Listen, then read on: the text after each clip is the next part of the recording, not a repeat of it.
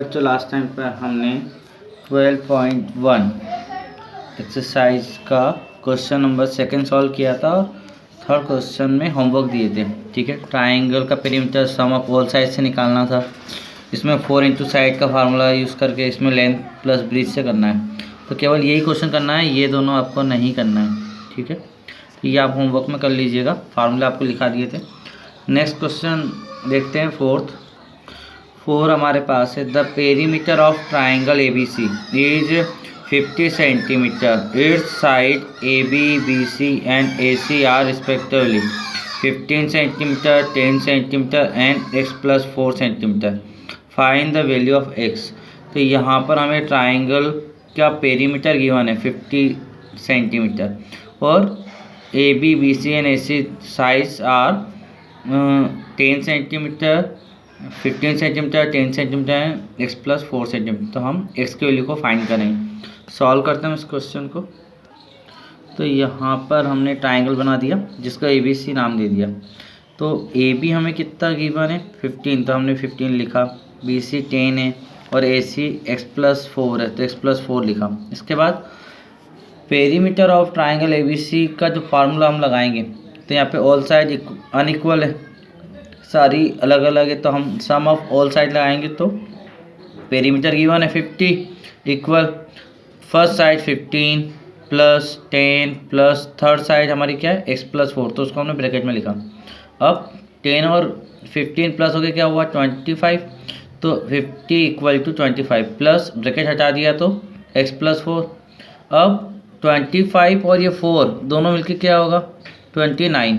तो 29 जो है हम इधर से साइड चेंज करेंगे, मतलब 50 के दूसरी तरफ जाएगा। तो ये प्लस का 29 है, जो इधर साइड चेंज होगा तो क्या होगा माइनस का हो जाएगा। तो 50 माइनस 29 इक्वल टू x बचेगा। तो x की वैल्यू क्या हो गई 50 में से 29 माइनस करें तो 21 सेंटीमीटर। तो ये हमारा आंसर आ गया इस क्वेश्चन का। ठीक है, आगे बढ़ते हैं हम। यहाँ पर हम 5th और 6th को सॉल्व नहीं करेंगे। ठीक है, तो ये एक्सरसाइज हमारी कंप्लीट हो गई है। आगे हमारा जो नया टॉपिक आ रहा है वो है circumference of a circle. Circumference of circle में क्या होता है, जैसे आप पेरीमीटर निकालते हो किसी भी प्लेन फिगर का, तो क्या होता है डिस्टेंस अराउंड इट, मतलब उस प्लेन फिगर के चारों ओर की डिस्टेंस। जैसे हम सर्कल है कुछ भी है तो उसके बाउंड्री की टोटल लेंथ करते हैं तो सम ऑफ ऑल साइड लगाते हैं। ठीक है, टोटल लेंथ निकालते हैं। लेकिन फॉर ए सर्कल, लेकिन सर्कल के अंदर क्या होता है उसका जो पेरीमीटर होता है वो हम किस रूप में बताते हैं, सर्कमफेरेंस ऑफ सर्कल के रूप में बताते हैं। ठीक है, तो सर्कमफेरेंस जो होता है सर्कल का वो एक तरह से पेरीमीटर बताता है, लेकिन पेरीमीटर किसका बताता है सर्कल का बताता है। तो यहाँ पर जो हमारे सर्कल की जो बाउंड्री होती है वो एक लाइन सेगमेंट नहीं होती है, स्ट्रेट लाइन नहीं होती है, जब भी कर्व होती है ना, तो वहाँ पे हम उसको पेरीमीटर ना कहते हुए क्या कहते हैं सर्कमफेरेंस। ठीक है, तो सर्कमफेरेंस ऑफ सर्कल का हम फार्मूला कैसे बनाते हैं, जैसे कि ये सर्कल है, इसका ये राउंड राउंड कर्व है। तो अगर हमने एक पॉइंट लगा दिया C, अब ये रोटेट कर रहे हैं हम इसको, तो C को रोटेट किया, जैसे पहिया चलता है ना वैसे, तो C रोटेट हुआ तो पहले नीचे से कहाँ आ गया, इस तरफ लेफ़्ट साइड में रोटेट हुआ तो नीचे से ऊपर आ गया।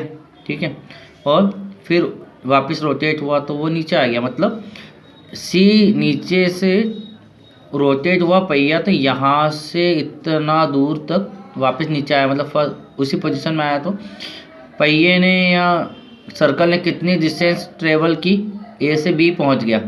जैसे हम किसी को अगर चलाएंगे तो जैसे यहाँ से स्टार्ट किया है पेन ने, तो इसे इसको रोटेट जब हम करेंगे तो यहाँ से वापस अपनी ओरिजिनल पोजीशन में आएगा, तो वो यहाँ तक आ गया। मतलब कुल मिला के यहाँ से यहाँ तक की डिस्टेंस इस पेन का सर्कमफेरेंस है। तो इस तरह से सर्कमफेरेंस जो होता है इसकी चारों ओर की जो डिस्टेंस होती है उसको कहते हैं। अब उसको निकालने का तरीका क्या है, अगर आप अलग अलग सर्कल बनाते हो और उसका डायमीटर पता करते हो, डायमीटर मतलब यहाँ सेंटर से जो बीच का डायमीटर आपने पढ़ा है ना, तो सेंटर से बीच की अगर एक लाइन आती है तो वो होता है डायमीटर, वो आपको पता हो और आप ये डिस्टेंस मेजर कर लो उस सर्कल को आगे बढ़ाकर ये डिस्टेंस मेजर कर लो।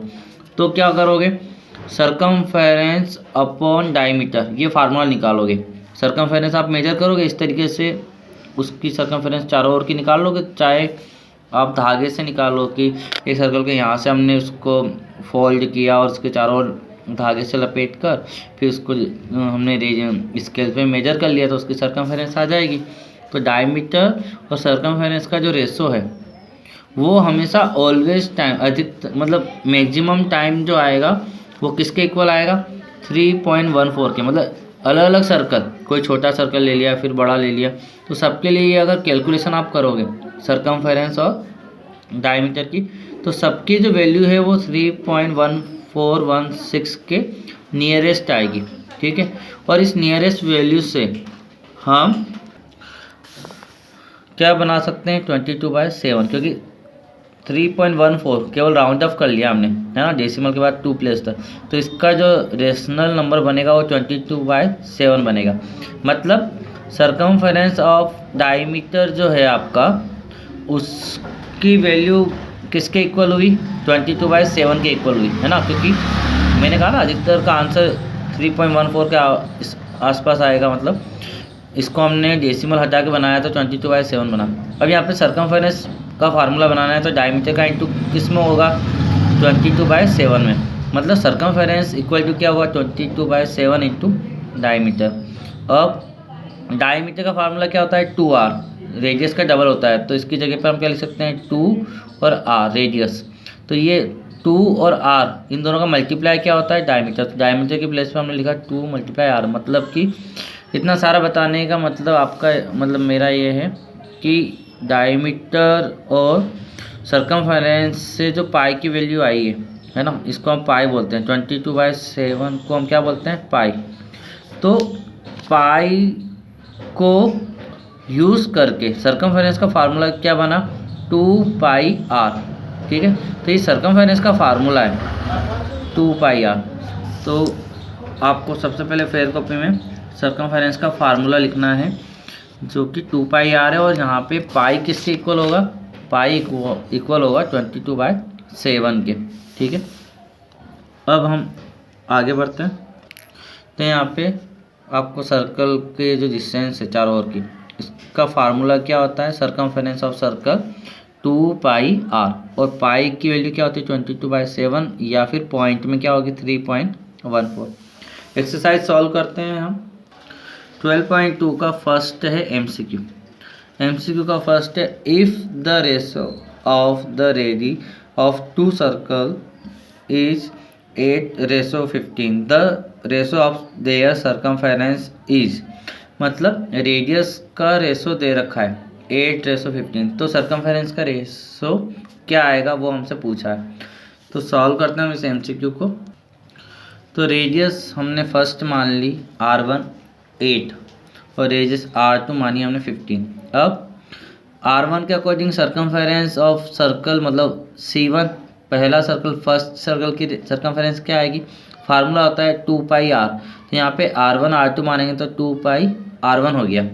अब 2π तो रखा और r1 की प्लेस पर क्या रखा 8, तो ये पहले का आंसर हो गया। अब पाई की वैल्यू क्यों नहीं रखी, इसका रीज़न ये है कि हम रेशो निकालेंगे तो पाई से पाई कैंसिल हो जाएगा, तो इसलिए हमने इसको इसी फॉर्म में आंसर को रहने दिया 2π × 8। अब next circumference of second circle मतलब कि C2 मतलब सर्कमफेरेंस ऑफ सर्कल, तो 2πr2 हो जाएगा, तो 2π रहने दिया और r2 की वैल्यू क्या है 15, तो 15 रख दिया। अब हमें रेशो निकालना है C1 रेशो C2, तो C1 क्या है 2π × 8 रेशो 2π × 15।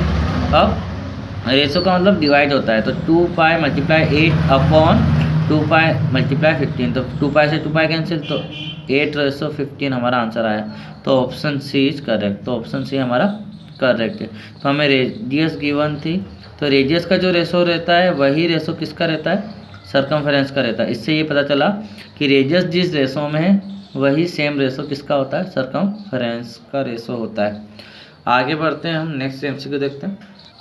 सेकंड में है, the radius of circular field is 210 metre, the cost of fencing its circumference at the rate of ₹1.25 per metre is.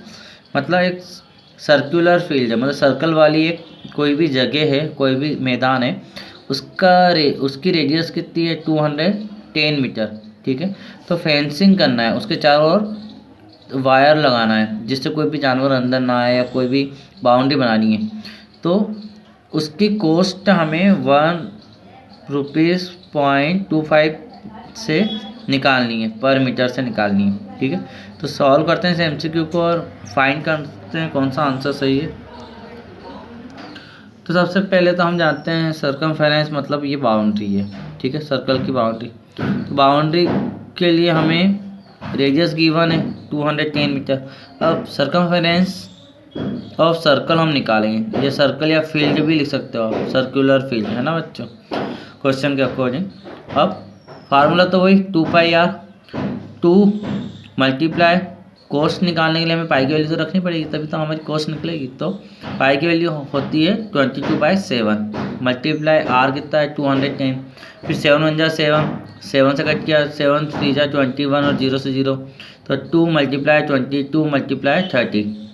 तो 2 का मल्टीप्लाई 22 में तो 44 × 30, मतलब कि इन दोनों मल्टीप्लाई किया तो 1320 मीटर आपका सर्कमफेरेंस ऑफ सर्कुलर फील्ड आया है। ठीक है, तो इस फील्ड का आने के बाद में क्या करेंगे, इसकी कॉस्ट कैसे निकालेंगे। तो जो भी आपके फील्ड का आंसर आया उसका मल्टीप्लाई रुपीस में हो जाएगा।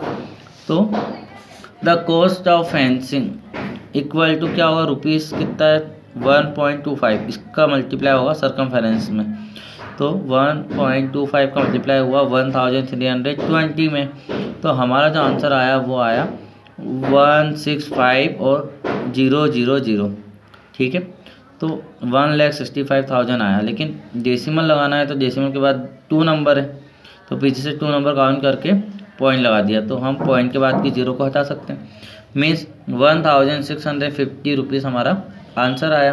तो therefore the option B is correct, तो ऑप्शन बी हमारा करेक्ट है।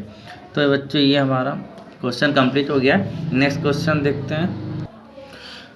थर्ड वाले में है, a car makes 15,000 revolutions to travel a distance of 121 kilometre. The diameter of wheel of the car is।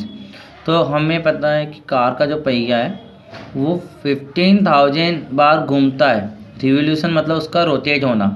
तो कार का पहिया अगर 15,000 बार रोटेट होता है तो वो कितने दूर तक ले जाता है कार को, 121 किलोमीटर। तो हमें ये निकालना है कि व्हील का डायमीटर कितना है। तो उस व्हील का डायमीटर निकालने के लिए पहले हमें ये निकालना पड़ेगा कि वन टाइम में वो कितना दूर चलता है, एक बार में कार का पहिया कितना दूर तक कार को ले जाता है। ठीक है, तो पहले हम वन टाइमिंग की डिस्टेंस निकालेंगे और उसके बाद हम डायमीटर फाइंड करेंगे। तो सॉल्व करते हैं हम इस थर्ड MCQ को। थर्ड MCQ में हमें सबसे पहले टोटल डिस्टेंस दे रखी, total distance covered by car कितनी है 121 किलोमीटर। अब अगर आप यहाँ 4 ऑप्शन देखोगे तो सब में सेंटीमीटर में वैल्यू दे रखी है। तो हम क्या करेंगे, पहले किलोमीटर को सेंटीमीटर में चेंज कर रहे हैं। तो यहाँ पर हम जानते हैं कि 1 किलोमीटर में 1000 मीटर होते हैं, ये तो सभी को पता है। तो 1 किलोमीटर में 1000 मीटर होते हैं, लेकिन हमें 1 किलोमीटर को सेंटीमीटर बनाना है। तो हम क्या करेंगे, मीटर में हम जानते हैं कि 1 मीटर में कितने सेंटीमीटर होते हैं 100।